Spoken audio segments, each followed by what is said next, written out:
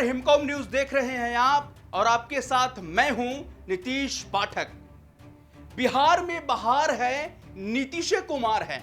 जी हां, पिछले विधानसभा चुनाव में ठेठ बिहारी बातचीत की शैली में बने इस स्लोगन की खूब चर्चा हुई थी।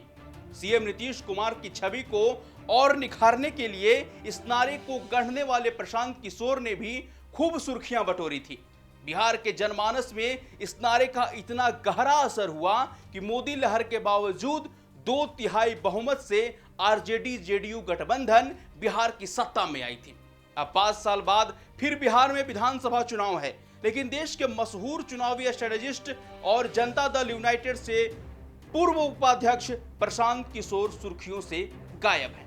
बिहार विधानसभा चुनाव को लेकर सूबे में सियासी गतिविधियां तेज है, पर प्रशांत किशोर की ओर से कोई हलचल नहीं है। आलम यह है कि वे सोशल मीडिया पर भी एक्टिव नहीं है और 20 जुलाई के बाद से उन्होंने कोई ट्वीट भी नहीं किया है। अपने अंतिम कमेंट में प्रशांत किशोर ने 20 जुलाई को देश में कोरोना के संक्रमण का जिक्र किया था। इससे पहले भी 11 जुलाई को लिखा था कि नीतीश जी, ये वक्त चुनाव का नहीं बल्कि कोरोना से लड़ने का है। चुनाव कराने की जल्दी में लोगों की जिंदगी को खतरे में मत डालिए। पहले सीएम नीतीश के नेतृत्व में बिहार को विकसित राज्य बनाने का दावा करने वाले प्रशांत किशोर के सक्रिय नहीं होने के लिए कई सवाल उठ रहे हैं। यही नहीं, फरवरी 2020 में सीएम नीतीश से मनमुटाव के कारण जेडीयू से निष्कासित होने के बाद अगले 10 महीनों में देश के अन्य विकसित राज्यों के तर्ज पर ले जाने वाला एक्शन प्लान लेकर आने का दावा करने वाले प्रशांत किशोर की गैर मौजूदगी से राज्य में नेताओं के साथ साथ जनता और मतदाता सभी हैरान हैं। सूत्रों से मिली जानकारी के अनुसार प्रशांत किशोर कोरोना लॉकडाउन के दौरान ही ममता बनर्जी की पार्टी तृणमूल कांग्रेस की मिशन बंगाल के लिए निकल गए हैं। जी हां, राजनीतिक जानकार बताते हैं कि प्रशांत किशोर ने बिहार में सीधे सीएम नीतीश कुमार के खिलाफ एक तरह से मोर्चा खोल दिया था। जाहिर है, एक वक्त में नीतीश के करीबी रहे प्रशांत किशोर के लिए मुख्यमंत्री से अदावत के बाद बिहार में टिकना भी मुश्किल हो गया था। राजनीतिक जानकार बताते हैं कि प्रशांत किशोर के लिए बिहार में राजनीति का आधार ही सीएम नीतीश थे और उनकी हर नीति को भी सिर्फ और सिर्फ नीतीश ही नीतीश थे। अब जब नीतीश से ही अलगाव हो गया तो दूसरे चेहरों को प्रमोट करने की कवायद भी की थी, लेकिन ऐसा वक्त लगता है कि सीएम नीतीश जैसे चेहरे की गांठ खोजना फिलहाल बिहार में मुश्किल है। ऐसे में उनके पास फिलहाल अपने पुराने पेशे में दोबारा लौटने के अतिरिक्त कोई ऑप्शन नहीं था।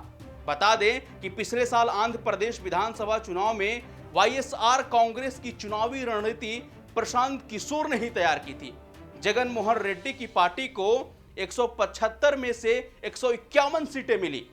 जगन मोहन ने तेलुगु देशम पार्टी को चंद्रबाबू नायडू को हराया और मुख्यमंत्री बने। अब खबर है कि पंजाब के मुख्यमंत्री कैप्टन अमरिंदर सिंह 2022 में होने वाले विधानसभा चुनाव के लिए एक बार फिर प्रशांत किशोर को अपने खेमे में शामिल करना चाहते हैं।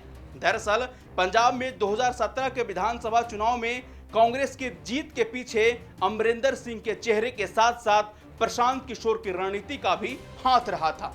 पंजाब चुनाव के बाद प्रशांत किशोर ने एक रिपोर्ट पेश की थी, जिसमें उन्होंने साफ कह दिया था कि प्रदेश में कांग्रेस 68 से 70 सीटों पर कब्जा करेगी और सरकार बनाएगी। कांग्रेस ने 77 सीटों पर जीत हासिल की थी। प्रशांत किशोर पिछले कुछ समय से शांत और सक्रिय राजनीति से दूर हैं, लेकिन सोशल मीडिया के प्लेटफॉर्म पर बात बिहार के नाम से एक पेज एक्टिव है और उसी के हिसाब से नीतीश कुमार के खिलाफ आवाज उठा रहे हैं। राजनीतिक जानकार बताते हैं कि प्रशांत किशोर जैसे चेहरे का यूं राज्य की राजनीति से गायब हो जाना भी ठीक नहीं है। जाहिर है, सूबे की सियासी समझ रखने वाले लोग अब प्रशांत किशोर की तलाश कर रहे हैं।